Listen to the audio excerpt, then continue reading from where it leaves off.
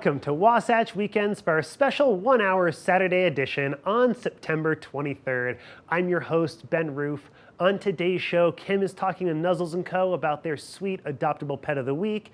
Tracy Miller is stopping by with a delicious crockpot recipe. Bill Humbert's got a little bit of advice for us on how to get our careers started off on the right foot. And then the authors of Cranky Book are stopping by to tell us about their new children's book. But first, a quick local announcement.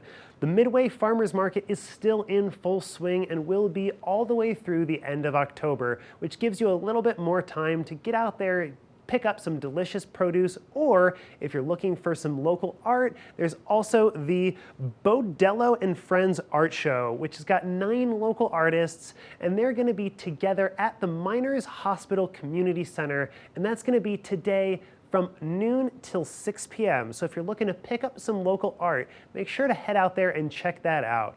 Now, let's take a quick look at today's weather before we get started with the rest of the show. This weather report is brought to you by Sun and Ski Sports, your new mountain sports headquarters.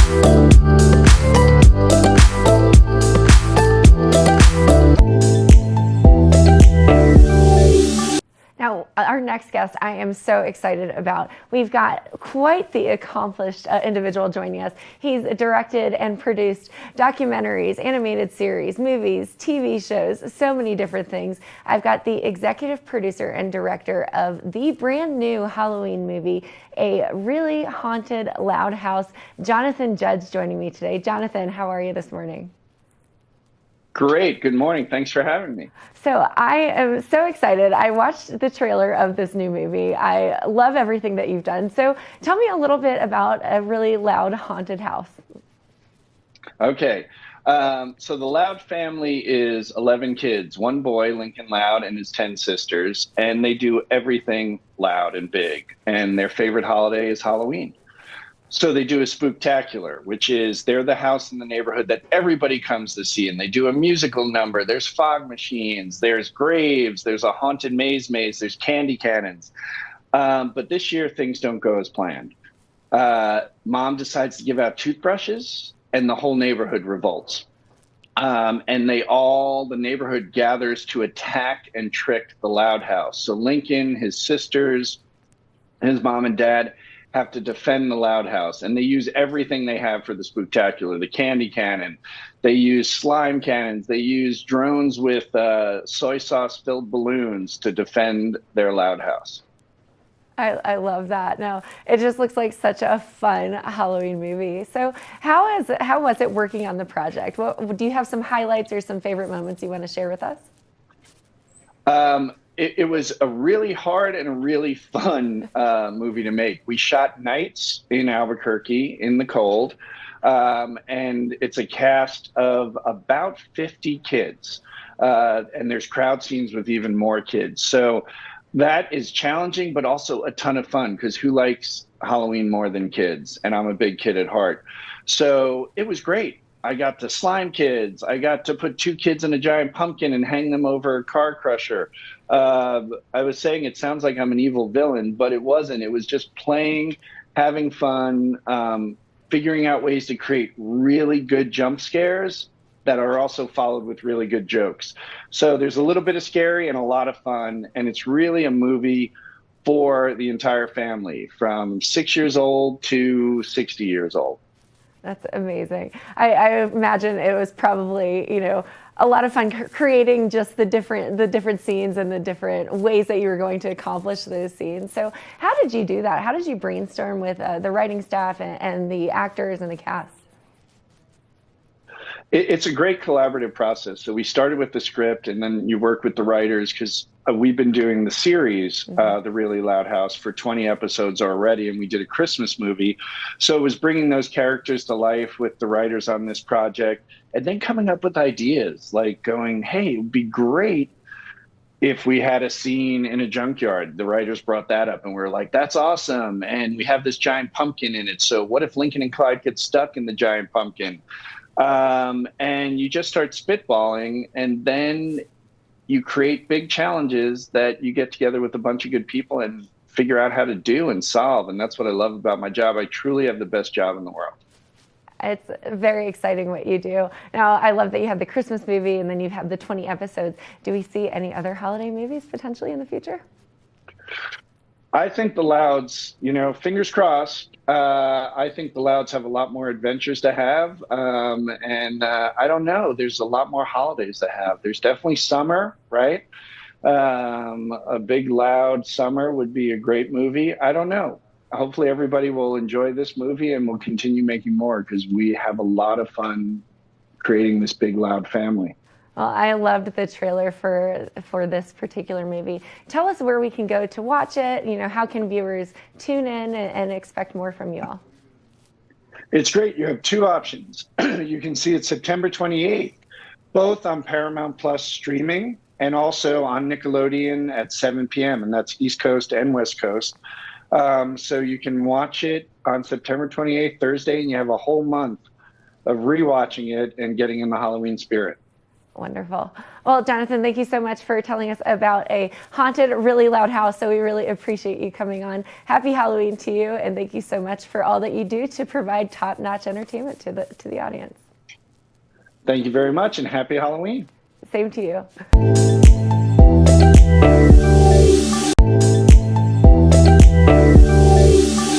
Welcome back to Wasatch Weekends. A little bit earlier this week, Kimberly Perot had the wonderful opportunity to talk to Nuzzles Co.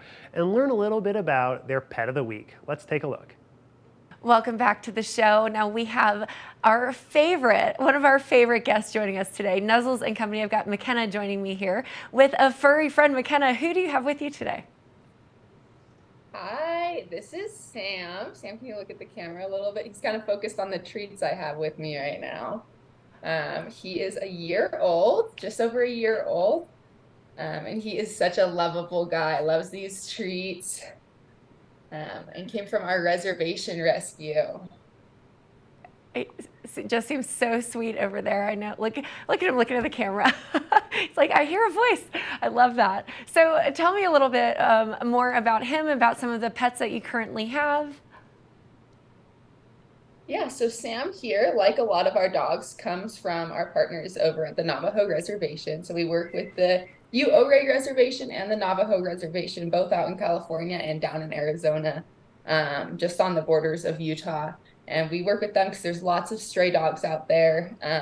And well, Mr. Sam here was one of them. So we go out there and we try to capture the dogs and get them adopted into homes so that they're not scrounging for the limited resources out there in the desert. So we're very lucky to have had Sam here in our rescue. He's still learning how to be a full dog, but he's doing great and we love him here.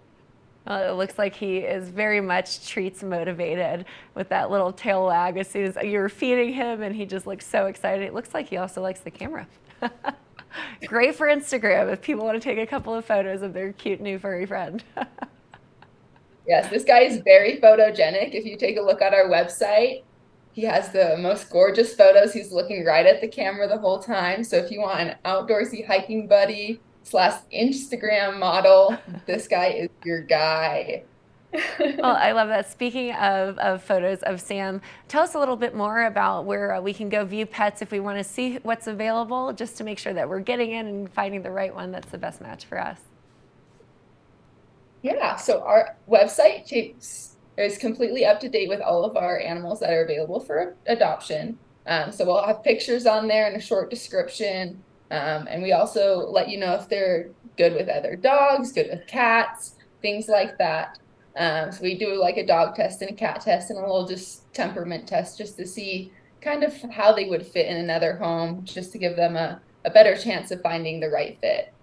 Absolutely. Now, speaking of all of your animals, do you feel like, because we are heading into a change of season, do you feel like you have more animals than normal or just about the same? I know sometimes they kind of ebbs and flows as the temperatures change.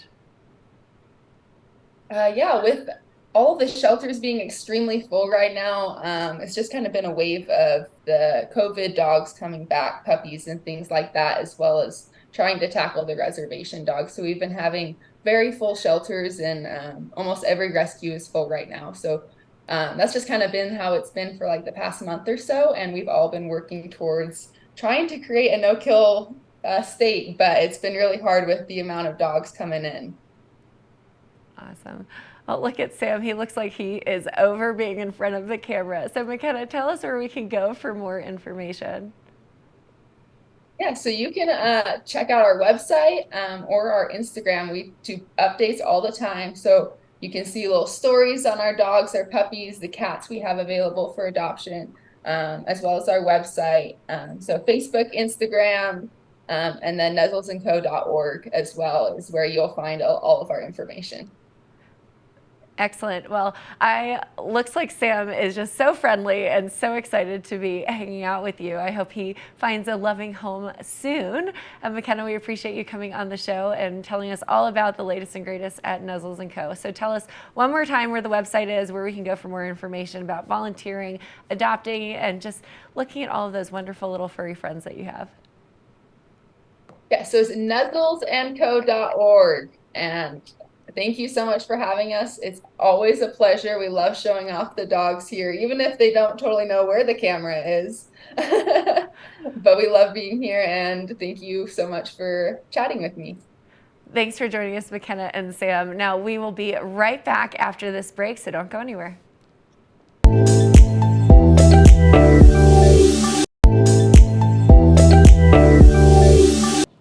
Welcome back to the show. We are speaking to Bill Humbert, a well-known recruiter who is going to give us some advice on how to begin our careers if we were younger, and a little bit more on how to try and encourage youth employment and the advantages that that can provide for us.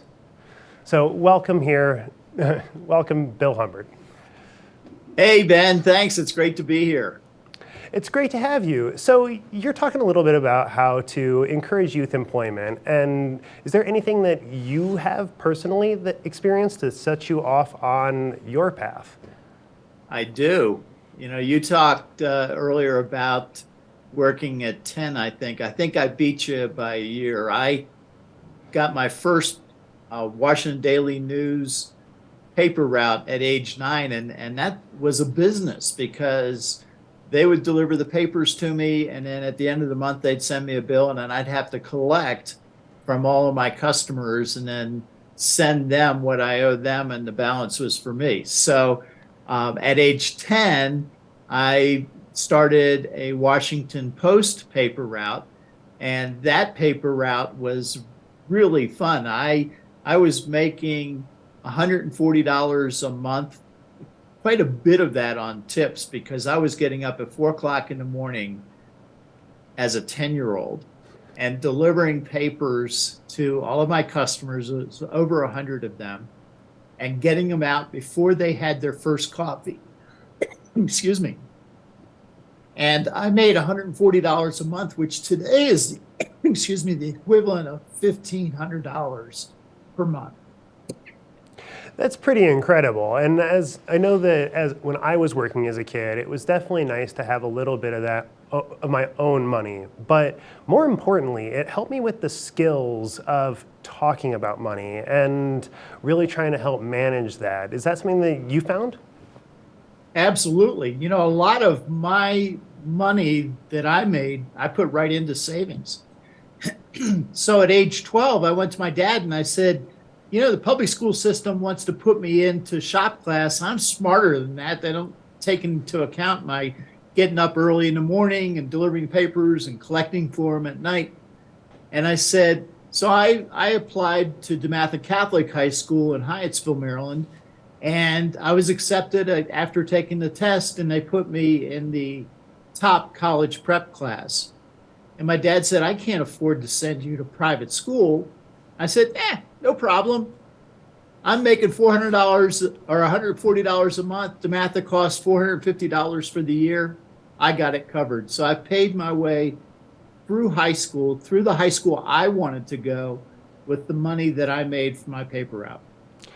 That's pretty fantastic. And so why did you choose that school in particular? Was it because of that college prep opportunity, or was there some other particular reason? Well, of course, you have friends that are bragging about where they're going to go to high school and stuff like that. But at the same time, instead of being in shop class, I'd be in college prep, and I knew I was smart enough to be in college prep. So I wanted to be at the place that would put me in college prep. Totally. So when we're starting out our careers as young adults, what is something that can really help us with? I know that there's that constant refrain in the United States of many, many millionaires and billionaires started working really young, even started at McDonald's. Is there anything that you might recommend for kids to really look for when they're trying to get that first job, when they're really starting out on their first career? Well, the important thing about first jobs is just to start working and learn what it is that you like doing in the workplace, and also what it is you do not like doing. I did some research before we had our interview, and I thought, I wonder how many millionaires got their start at McDonald's. It's amazing. There's a list. Jeff Bezos of Amazon, founded Amazon and Blue Origin, and it's worth $94 billion. He's got his start at McDonald's. Rapper Pharrell Williams, model and actress Andy McDowell, singer-songwriter Andy Grammer, TV personality and author Star Jones. If you just go to Google and say, what millionaires worked at McDonald's, they'll tell you. And it's amazing how important those first jobs are, because that's when we develop our work ethic. Absolutely. It was one of the most important things that I learned when I was very first starting out working, was to not just stand around. If looks like you could help. Don't wait for somebody to ask for help or tell you that you need to do something, to constantly be on the lookout for another way to contribute value and to help. What about from the perspective of the employers? Is there any reason that you think that an employer in particular should try and take a risk on somebody who doesn't have a lot of experience in the job market or has never had a real job before? It's not that big a risk. They're not paying tons of money. Obviously, they're paying more than when I was working back then. But, it's not a huge risk for them. Walmart's constantly hiring and looking for people who are motivated. All of the fast food places are always looking for help. And so those first jobs, the employers know that this person needs to be trained and kind of motivated and, even mentored on, if you're stocking shelves, what to look for and how to bring product out to the front. So once you start learning what's needed, then you're developing a reputation for doing those things. And then that helps build you references for your future for the even better jobs. Speaking of those references, is that something that you think a lot of those students could be looking for in those first jobs, is a mentorship opportunity and really trying to look to build a mentor relationship with somebody? Or would you recommend just really trying to get a little bit more of a feel for things, and during those spring breaks, take some opportunities to try different jobs and kind of work around? I know that a lot of recruiters say that you want to try and stay at a place for at least a year, if not two, before moving on to another opportunity. What would you say about that?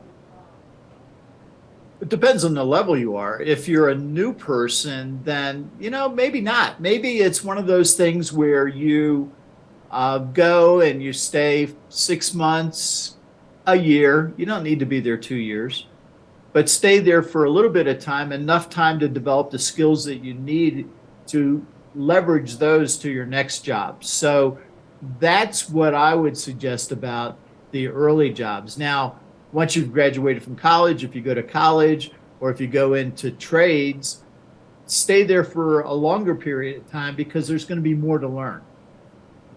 That totally makes sense. I mean, I know that some jobs like stocking shelves, for example, that might not be quite as much to learn as some more complicated things like a plumber's assistant.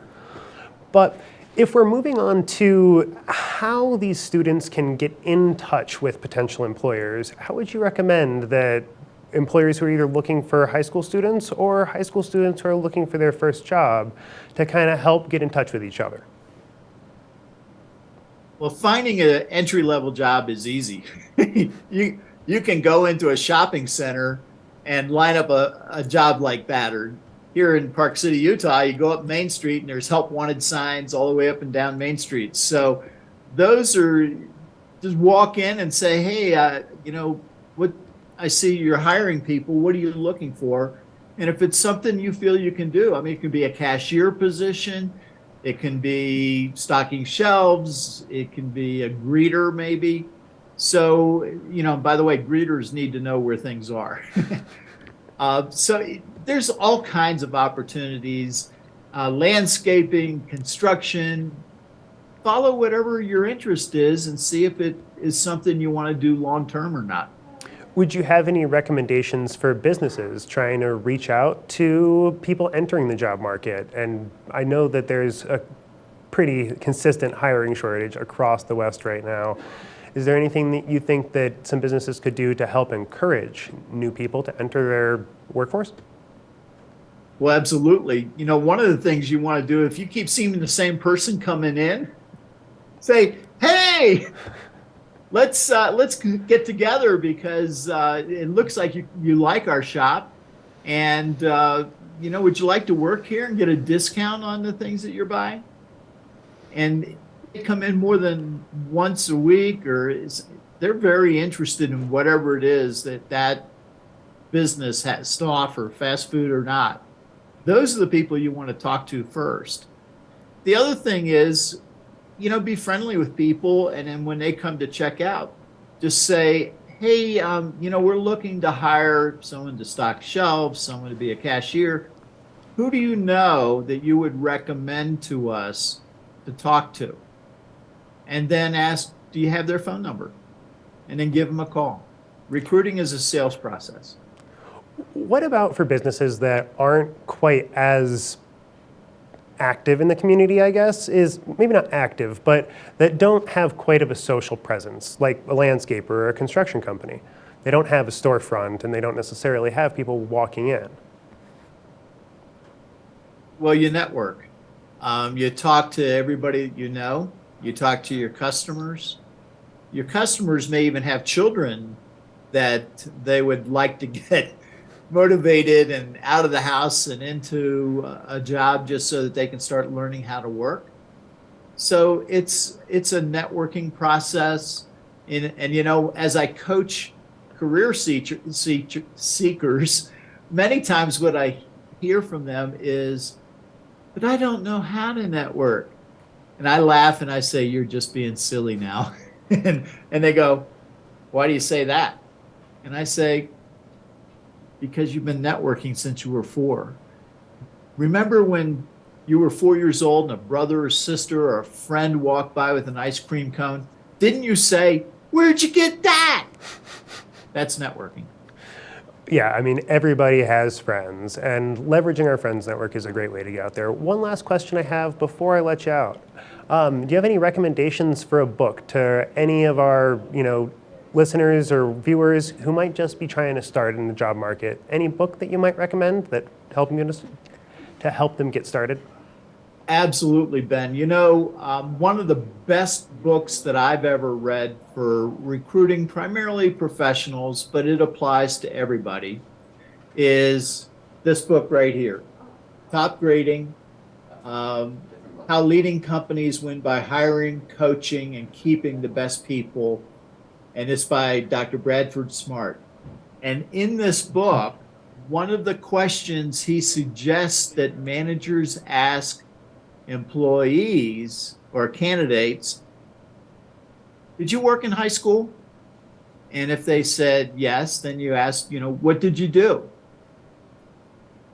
And then you ask, why did you work in high school? And if they say, I found that I could have financial freedom, I could buy the things I wanted with my money instead of having to go to mom and dad. And then as a result of all of that, I learned some financial literacy. That's the right answer. If they said, mom and dad made me go to work, that shows a little bit of a lack of motivation. Well, it totally sounds reasonable to me and a great thing to look for in potential employees. Bill, thank you so much for taking the time to talk to us. Is there any way that people can reach you or get a hold of you if they have further questions? I'm easy to find. I'm recruiterguide.com. And if you want to talk to me either from my talent attraction business side of things or from career search or even proper goal setting, I'm at, you can just go to recruiterguide.com and click with Speak with Bill, and that'll put you on my calendar. Well, Bill, thank you so much for your time, and we appreciate you stopping by. And thank you so much. Thank you, Ben. It was nice chatting with you. Nice talking to you, too. And unfortunately, that's all the time we have for this segment. We're going to go take a short break, and we will return in just a minute.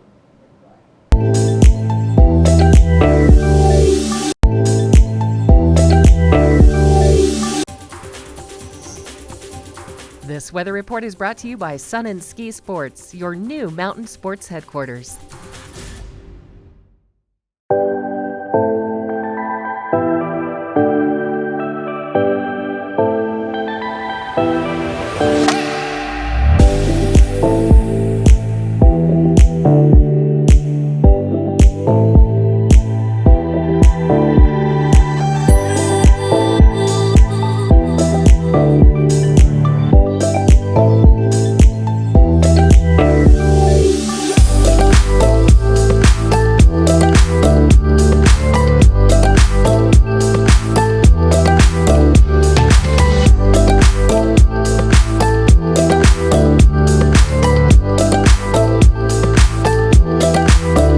Welcome back to Wasatch Weekends. Tracy Miller of Colorful Cooking has always got some amazing recipes for us, especially ones that'll help us save a little bit of time in the kitchen. And coming up next, she's got an amazing crock pot recipe for us. Let's take a look.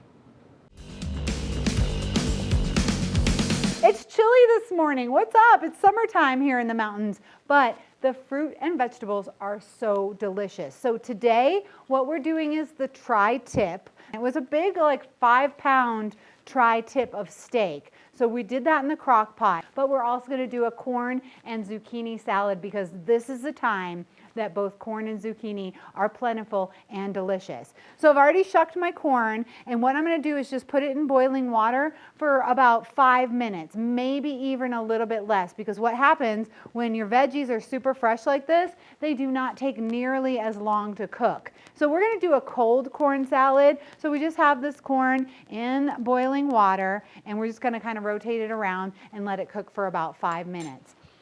Meanwhile, we are going to make our salad, and this is going to be super easy. Zucchini, you can cook the zucchini if you want, just cut the tips off. And we have talked about different methods of chopping. So today what we're going to do is we are going to dice this up. So we're going to cut the zucchini into about 4 pieces. And I hope you remember by now, when you're working with these veggies, look at that. You don't want that. You want it to be a nice flat surface. So what you do is you cut the zucchini in half and then cut it into 4 pieces. And then we are going to cut it into 3 pieces this way. And then we're going to just dice it really, really small. And this is going to be served raw. So you kind of want to dice it nice and small, maybe about the size of a corn cob, because we are going to be taking the corn right off of the cob. So you want to dice it kind of the size of a corn kernel. And then we're going to do the same with this one. And I've decided only to cook 2 corns today because we don't want to waste it here. But if you have a family of 4, you're doing 4 pieces of corn and you're also doing the whole zucchini. I'm just going to do half the zucchini today because we're doing a half a recipe right now.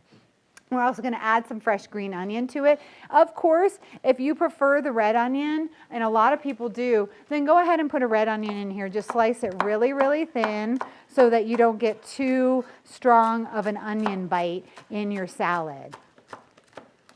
So here we go, just chopping that up. Don't forget your sharp knife and your nice, very stable cutting board, because you don't want everything to be sliding all around. And again, everything is so fresh in the summertime that it really just needs only a little bit of cooking. And a lot of people like to eat raw. And when you are eating raw, your stomach has to get prepared for it, but it's really healthy for you, because the more that you cook your vegetables, if you're overcooking them or something like that, the more nutrients they lose. So what happens is, right when you cut up your veggies, they start to lose their minerals and their vitamins. So fresh is great, and cutting up everything right before you're about to eat it is the way to go as well. Okay, when I'm checking my corn, I just kind of take a little, I want this to still have that pop, that really crisp pop. So I just kind of take my knife and see that it pops. And it pops a little bit. I'm gonna let this cook for just a couple, and probably another minute or so, but really, when you have this super fresh corn, you can cook it for really like 3, 4, 5 minutes, depending on how big the kernels are. My kernels are kind of big right now, but some of them that you're gonna get, they'll be little tiny. I actually was writing an article about corn a couple years ago, and a farmer wrote me back or emailed me, I don't remember the mode of communication, and said, Tracy, I loved your article because I told people don't overcook your corn. Like, everybody cooks their corn forever, and you really don't need to. You can cook it really, really quickly, and it tastes much better. And he said, I'm glad you wrote that article, because everybody overcooks their corn, then it gets stuck in your teeth and it's all mushy. And he said, I sometimes, when I'm out at the farm, I check the corn, and he just pulls the husk off and eats it right there raw, right off of where it's growing. So just know that it's true. You don't have to cook your corn that long. So what I'm going to do now is I'm going to put this hot corn into a bath of cold water. It's called blanching, and you do it with your veggies if you want to cool them off very quickly, and if you want them to maintain their beautiful color. So a lot of times when you are like putting veggies on a veggie platter, you have broccoli or something like that, and you want it to be nice and green, you'll blanch it. You put it in boiling water, you boil it, and then you put it in ice cold water, and that's called blanching, and it's a great way just to maintain the color of your veggies and kind of keep them looking really pretty. And this is going to be a cold salad, so if you're heading out on a picnic or something like that, then you can take this with you. Now we're going to make a super easy salad dressing, and I'm going to do it right in the bowl. Let's see here. Our salad dressing is going to be a creamy one, because we have a kind of a fatty cut of meat, so we're going to cut it a little bit with a cream. And whenever I make salad dressings that are creamy based, I do a mixture of mayonnaise and sour cream. If you just do mayonnaise, you kind of get a strong mayonnaise flavor, but if you mix some of that sour cream in there, equal parts, it's what we call cutting the flavor of the mayonnaise. So I'm just going to do equal parts, about a tablespoon of each. You're going to do 2 tablespoons because you're doubling up your recipe. So I have a tablespoon of mayonnaise, and then a tablespoon of sour cream. And really, I can put sour cream on anything. It's one of my favorites. So we have those, and we're also going to add a little bit of olive oil as well, just about a tablespoon of olive oil, because we just want a little more juice to it. And of course, salt and pepper. We'll add that. And then we want something acidic, so we're going to add some fresh lime juice to that. And whenever you're making a salad dressing, you typically want something nice and acidic in there, because that's going to, once again, cut the harsh flavors of the creamy dressing that we have. So I'm going to squeeze the whole entire lime. And this is actually a good juicy lime. I broke my lime juicer. I think I overused it, but if you have one of those tools, those are the best. And another hint is, if you put the lime or the lemon in the microwave, that gives you so much juice. Sometimes when I'm grilling, if I'm grilling fish and I want to put lemon on the side or something like that, I'll just cut the lemon in half and put it on the grill, and you squeeze it in a second and it has so much juice. Okay, so there we have our creamy dressing. And this is going to be just nice and fresh. Stir that around so it gets all combined. give it a little taste too, because don't forget, when you're working with fresh veggies and fresh fruits like lime, you might be like, oh my gosh, that lime is so sour, I need to add a little bit of sweetness like honey or a little tiny bit of sugar or something like that. So give it a taste, see if you need to add anything. I'm going to taste it on the zucchini actually. So I'm going to give it a little taste. I think it tastes pretty good. It tastes a lot like olive oil, so I might want to put a little more lime juice if I can squeeze a little more in there. And again, when you're working with fresh fruits and vegetables, you always have to taste them. And I'm going to put a tad bit more sour cream in there just to kind of lighten it up a little, because that olive oil is strong. When you're working with olive oil, of course, it's super healthy for you, but it's also pretty strong in flavor. So if you don't like the taste of olive oil and you want something different, then use a vegetable oil or a grapeseed oil or something that has a lighter flavor, a sunflower oil or something like that. All right, now I'm just going to put my zucchini and my onions right in there. And of course, sometimes the taste's mellow after you put your fruits and veggies into the salad dressing.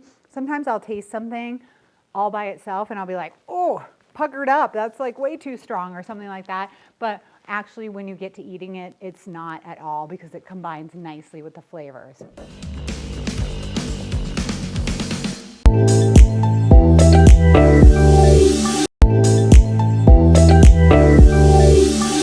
Welcome back. One of the amazing things about crock pots is that you can just set it up and then come back and check on it a little bit later. So let's go and check on Tracy's progress right now. All right, here's a fun thing to do. We are going to take the corn off the cob. Now this is always nice to have a flat surface for this too. Ooh, yeah, that corn is looking really good and very fresh. We're just going to do this. Some people say they like to put their corn like in a bundt cake container where you can like stick the corn cob in there and then the corn just falls into the bundt cake. That's high maintenance for me, but if you're a newbie at getting the corn off the cob, that might be something you'd like to do. But this is pretty easy actually, and if you've ever had a kid or yourself with braces, you've done this before. All right, look at how nice and easy that comes off. Sharp knives are a key in the kitchen, which of course you should know that by now. Blanching is always really nice to do when you're working with fresh fruits and vegetables if you want to cook them and then keep them cold after. Alrighty, so now we have our corn. I'm just going to put that right there and break it up a little. Zucchini and corn salad. And I'm actually going to add a Roma tomato to this as well so I can give it a nice shot of color. And tomatoes, all this stuff is just super delicious and fresh right now. So the Romas are actually really good. Romas are nice because they're kind of hardy and they can last, you can find them throughout the year. Oh, now I have corn all over me. The corn does go flying. Okay, so we're going to cut the Roma again, just like we cut it. We cut the zucchini. I'm going to give it some stripes with a nice sharp knife, and then I'm going to make it really small so they're all kind of the same size. A serrated knife is really nice to use if you're cutting tomatoes as well, if your knife isn't super duper sharp. It kind of makes it a little bit easier. If the kids are helping you or something, you want to give them a serrated knife. Make it a little less dangerous for them. Okay, so we have a super simple fresh salad. Keep it simple in the summertime because fruits and veggies are so good. You don't want to muck them up with too much stuff. So here we go, a nice creamy salad right there. Give it a taste, see if it needs a little more salt and pepper. Add some lettuce if you'd like to. And there we have it. I'm going to give it another shot of salt and pepper. And that's about it. Then you just let it cool down. It'll be nice and tasty and colorful. And it has that creamy texture, which I think you're going to like with the beef tri-tip. Okay, let's move over to here where we have our crock pot. I have my crock pot going, and I actually cooked this overnight, which is kind of what I like to do. Now I'm going to show you the end result of that 5-pound beef tri-tip. Look at this. It's all nice and cooked. and it's really juicy. Do you see how much juice is in there? All I did was I put the tri-tip, I cut it in half, and I put it right in the crock pot. I didn't add any water, I didn't add any broth. And I think that one of the big mistakes that people make when they're cooking with their crock pot is they always want to add a little liquid. So if you have a fatty piece of meat like this, or maybe a pork that has some fat on it, or really even chicken, I don't add any liquid to my crock pot, because what happens is your crock pot is a slow cooker.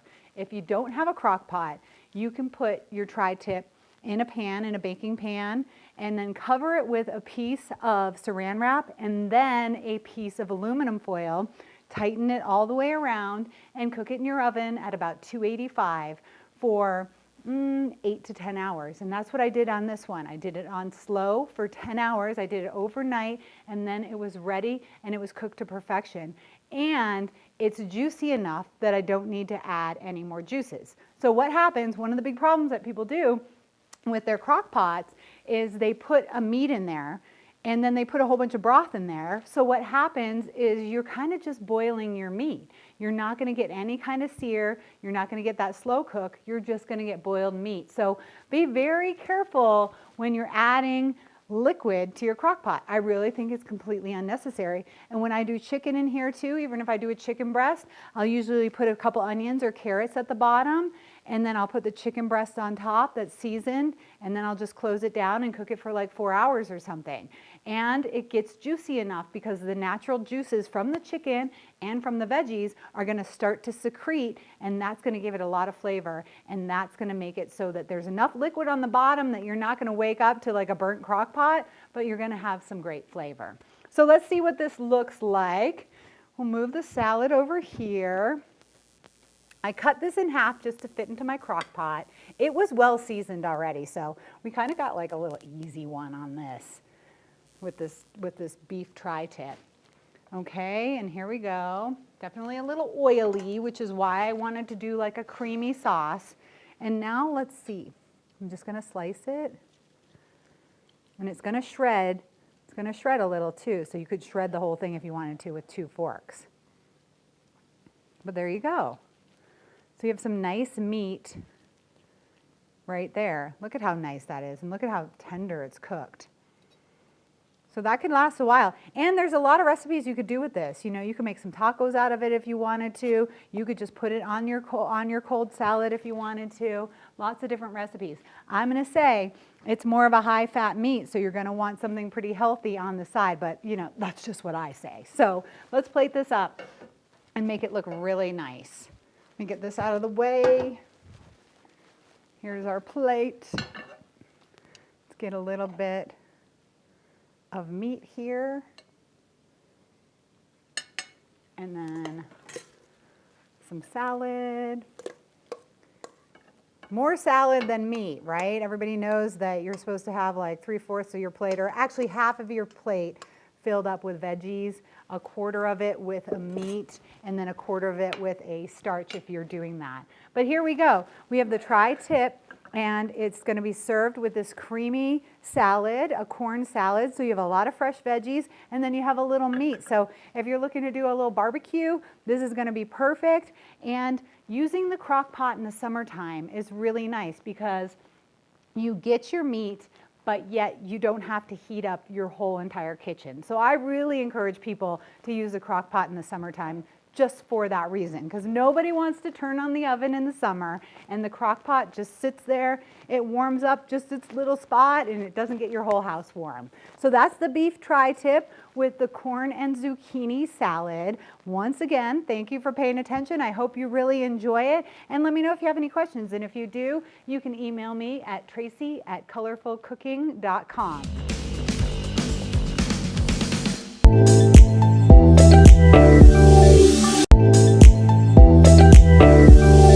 Meet the world's crankiest book. Go away! This book does not want to go to story time. I'm gonna count to 3. He just wants to be left alone. Do I have to spell it out for you?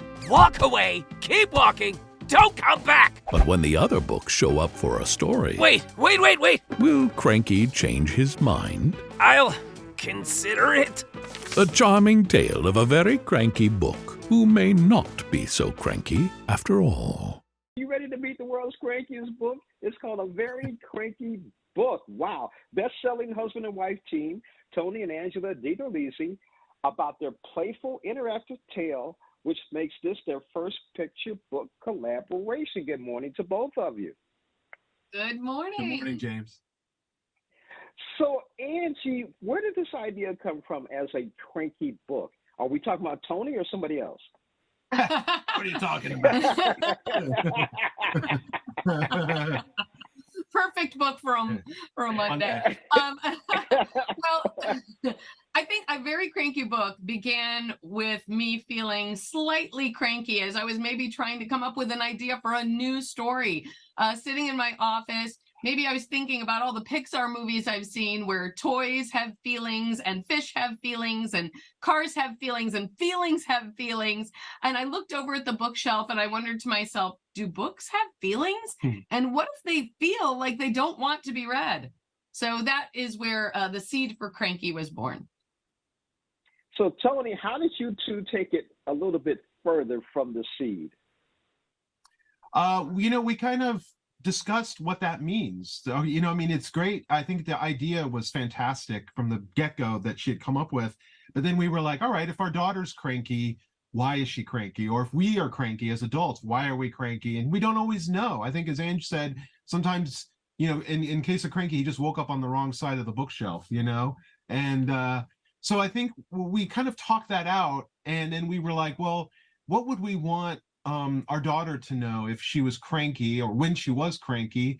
We'd want her to know that we still loved her, that it's just an emotion she's trying to work through, and that's okay. You're allowed to do that. And so I think when we had that breakthrough of, wait a second, there's support and caring on the other side of this emotion, that's the sentiment that we really felt was the final feeling we wanted the reader to feel after they put the book down. And that's always what your goal is with a story. It's like, how do you feel when you close the book, whether you're reading it on your own or mom and dad are reading it to you, or you're reading it at school. So, Angela, does the cranky book ever get uncranky? I mean, spoiler alert, maybe a little bit less cranky. Spoiler alert, okay. I can't say he's gonna shake the feeling 100%, but his friends do help him have a little bit of shift in mindset. Yeah. So what do you want our readers to take away from this, reading A Very Cranky Book? I grew up a reluctant reader. I grew up a reader who had difficulty with reading comprehension and listening comprehension. So for me, the most important thing is I want to create books that create connections, connections to the book, connections to those who are reading or sharing the books with them, and really just to imbue a love of reading and a love of stories. And if I can do that through writing a humorous story about a cranky book, that's my hope. Yeah. Tony? I feel the same way. I mean, I always think humor is amazing. I remember at a very young age, my mom reading, the Winnie the Pooh stories to us kids and laughing at the episodes of the characters, and that shared moment of laughter over a book is very powerful. And so this is the type of story that I feel contains that same magic, that idea that an adult and a child can have a shared experience that's fun over reading. Well, that's gold. That's something you try to attain in writing these stories for young readers. I've been speaking with best-selling husband and wife team Tony and Angela DiTerlizzi about their new book, A Very Cranky Book. It really sounds like me in the morning when I haven't had my Starbucks, but that's another story. Tony and Angela, thank you so much for joining us. This weather report is brought to you by Sun & Ski Sports, your new mountain sports headquarters.